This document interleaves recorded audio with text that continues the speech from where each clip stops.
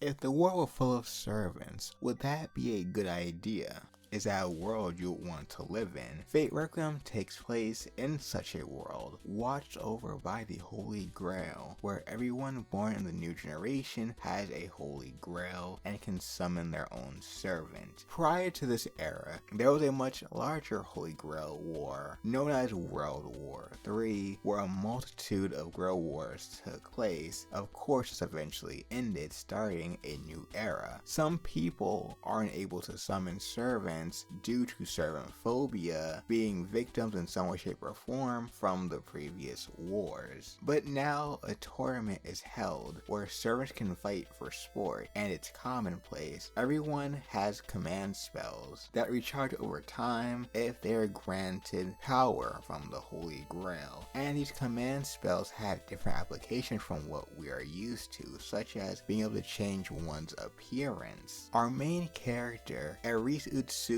is the oddball out. She was born in this new generation without having been affected by the Holy Grail. Neither does she have her own servant until she eventually meets Voyager that becomes her servant. She had a reputation being known as the Reaper, being said to take people's souls. What's unique about her is that she is the child of a human and a servant. Let's not question that. Don't ask me how that works because it's not answered yet. Her servant, named Voyager, whose class is also Voyager, named by Kirky, is the youngest and last servant to be summoned in this world. Throughout Volume 1, his identity was unknown because the AI, Karin Fujimura, could not determine information from his Saint Graph. Meanwhile, Erice has a friend, Karin, who has the servant Kijo, who is a Berserker class servant, who also has the same voice actress and Fate Grand Order as Ryobi from Siren Kagura. Fun fact, she is a dinosaur, but a gentle soul who has the ability to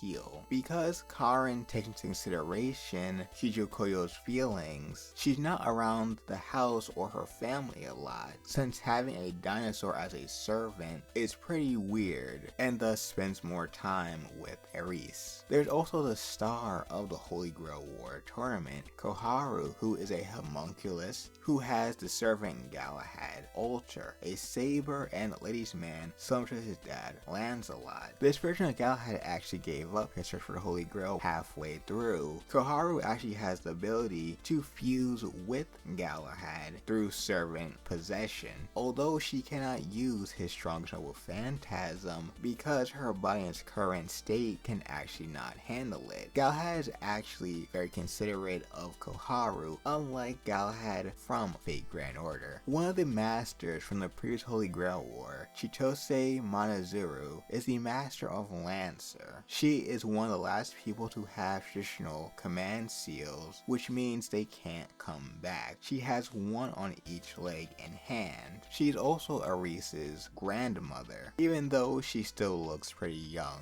Her Lancer, Lucius Longinus, a Roman soldier who has a holy spear. We also have Kuchime, who was a street performer and a member of the previous generation. He was granted a Holy Grail and by extension command spells, but he has no servant. And lastly, Nazami, a rogue servant known for hunting after masters' command spells, meaning you can very likely see her with a lot of hands from masters that she's killed and is actually seen sucking away those command spells. So if you enjoyed this video, check out my Foreigners video, as it gives you a better understanding of why Fate Grand Order put Voyager in that class.